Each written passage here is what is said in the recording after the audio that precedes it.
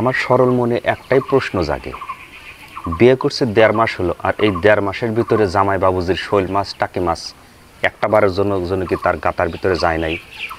আর এই বিগত ১.৫ মাসের ভিতরে সে একটা বারের জন্য কি সে বুঝতে পারে নাই তার হবু স্ত্রী ছেলে না মেয়ে? আগের দিনে এখনও কোথাও বিয়ে শাদী হইলে কনে পক্ষের সাথে দাদি নানি আত্মীয় স্বজন খালা ফুপু এরা যাইতো, কারণ নতুন মানুষ ছোট নাবালিকা হয়তো বরের বাড়িতে যাবে, সে হয়তো কোনো কিছু বুঝতে উঠে নাও পড়তে পারে, সেই জন্য দাদি নানি খালা ফুপু এরা তারা যাইতো। বিয়ে শাদী অনুষ্ঠানের পর যখন কনেপক্ষ বাড়িতে চলে আসতো, বাড়িতে আসার পর কনেপক্ষ তার দাদির কাছে নানির কাছে সে বলে দিত, আমি আর ওই জামাই সংসার করব না। দাদি নানি তাকে যখন প্রশ্ন করতে, কেন সংসার করবি না? কারণ ছেলেটা দেখতে রাজপুত্রের মতো, চাকরি করে, ভালো ব্যবসা, ভালো বাড়ি, তার কাছে সব কিছুই আছে, তোকে রানীর হালে রাখবো, তার কোন জায়গায় অভাব, কেন তুই তার সংসার করবি না?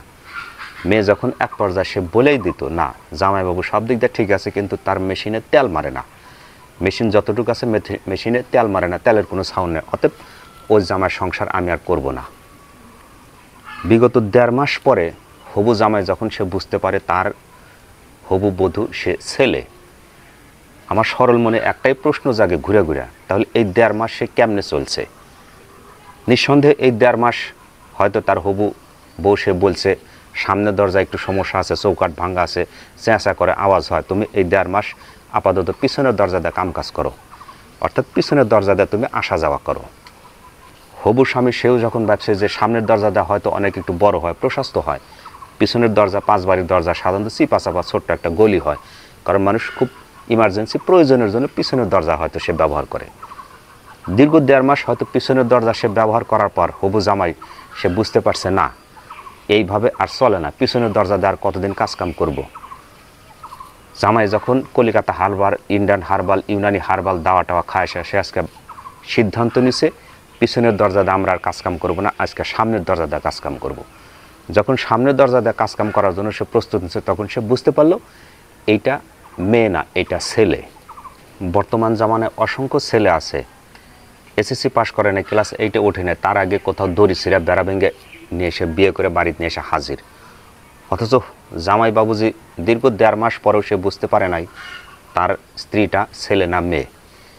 ১.৫ মাস পর সে যখন বুঝতে পারলো তার স্ত্রীটা একটা ছেলে, আর বিগত ১.৫ মাসের ভিতরে একই খাটের উপরে একই বিছানায় সে ঘুমাইছে, একটা বারের জন্য কি রাতে তার পার্বত্য চট্টগ্রামে ছোট ছোট টিলার পরে সে কখনো হাত পড়ে নাই, সে বুঝতে পারে নাই এই টিলাটা ছোট না বড়, নাকি টিলা আছে না নাই। বিগত ১.৫ মাসের ভিতরে ছেলেটা সে কি একটা বারও কি সে তার স্ত্রীর অনুমতি ছাড়া সে কখনো জোর করে নাই যে আজকে দুধের স্বরের ভিতরে হাত দেওয়ার স্বরটা একটু খামু? মানলাম মেয়েটা পরহেজগার আল্লাহওয়ালা বুজুর্গ, স্বামীর অনুমতি ছাড়া সে কখনো এই কাজ করবে না। স্বামীও খুব পরহেজগার আল্লাহওয়ালা ধর্মভীরু, যে স্ত্রীর অনুমতি ছাড়া কখনোই সে এই কাজ করবে না, জোরপূর্বক কাজ করবে না। পা চাটার কোনো সুযোগ নাই। পিওর হওয়া হালাল অথেন্টিক রাজবাড়ি গল আনন্দের এই ঘটনা। ১.৫ মাস পর হবু জামাই সে বুঝতে পারলো বিয়ে করা তার স্বামী, ফেসবুকে বিয়ে করা তার স্ত্রী সে একটা ছেলে, সে মেয়ে না। ছোট্ট একটা প্রবাদে আছে, জেসাকেতে তেসা মেলে, ভূতকে ভূতানি মেলে, রাজায় মিলে রানী। নিঃসন্দেহে ছেলেটা ঠিক ওই লেভেলের ওই রকম গোল ছিল।